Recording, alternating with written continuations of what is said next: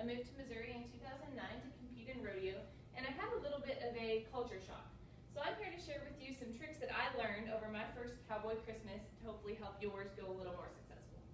Now, Cowboy Christmas is the time of year that stretches from the 1st of July to the end of August.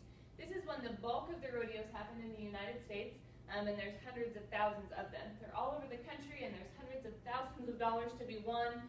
And it also includes the famous 4th of July run, including the Daddy of them all in Cheyenne, and it ends in Pendleton, Oregon. So these rodeos have huge potential, and there's a lot of money to be won, again, a lot of success to be had over this period of time. Well, like I said, there were a few things that I learned the hard way the first time I went on the road by myself for the 4th of July. So I'm here to share with you what I found to be the keys, the things that will help you have a more successful 4th of July run than I did, and hopefully maybe more than your competition. So the first thing is to find what we call your family. So these are your traveling partners, the people that you essentially will live with on the road. These need to be people that you can count on, people that can drive for you, people that can help you stay awake and drive through the night, people that will help you take care of your horse if you need it, people that can help you take care of yourself if you need it, people that you really mesh with, people that are positive and upbeat, that you can really honestly get along with for a month in a vehicle or even in the trailer. So the next thing that you're going to need to do is set your budget. This is probably the most important part. Rodeo is a very expensive sport. Again, we're driving thousands of miles, so you need to know how much money you have to spend and how you're going to spend it. It's important that you break it down. With this, you need to include not only the gas that you're going to buy, but you also need to make sure that you have some cushion for emergencies. Things like tires for your truck, tires for your trailer. If you break down, maybe a vet bill if your horse gets sick or hurt while you're on the road, a doctor's bill, gosh forbid. And make sure that you have your bases covered there.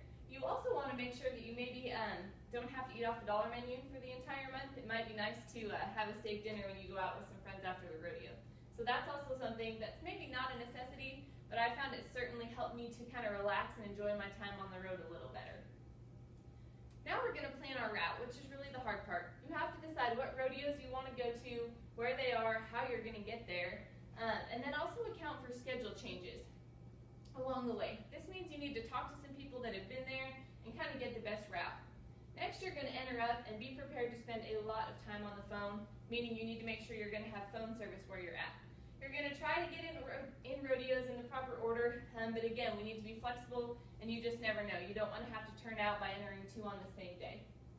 When you pack your bags, pack everything, including the kitchen sink.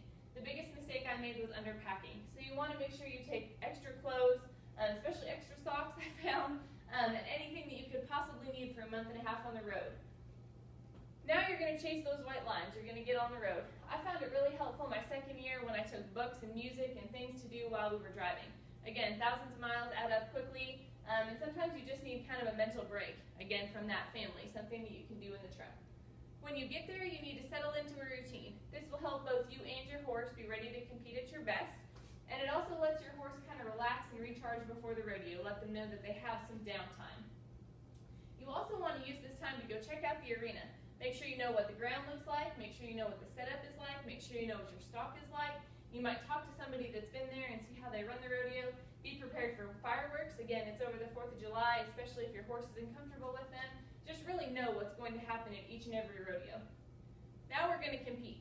You want to go in the arena every day like it's a new day. Don't dwell on the previous day. Again, when you're on the road for a month, it can be easy to do. Just go in every run, make the best possible run you can in the situation that you've been given, and everything will work out the best. You also need to take care of yourself, which is really hard. Again, it's a lot of time on the road, a lot of miles driven, honestly a lot of fast food. So you need to make sure you nap when you can, because there may not be a lot of sleep at night, and do what you need to do to really feel and compete your best. Stay positive, again, because those bad runs are going to happen, so don't just hide in the back seat. Use your traveling partners to your advantage. Talk about it. Find things that you can do to fix it. Not just yourself, but also your horse. That said, find your practice pen. Everywhere you go, there will be local people there who may be willing to let you come and rope their calves or use their arena the next morning before you move on to the next place. Find people that are willing to help you out. This will help your horse stay sound, basically mentally, as well as yourself.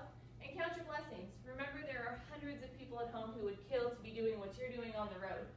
So keep in mind that it is a huge blessing, even if it doesn't go the way that you planned. There are still good things to come from it. Thank you, and the best of luck.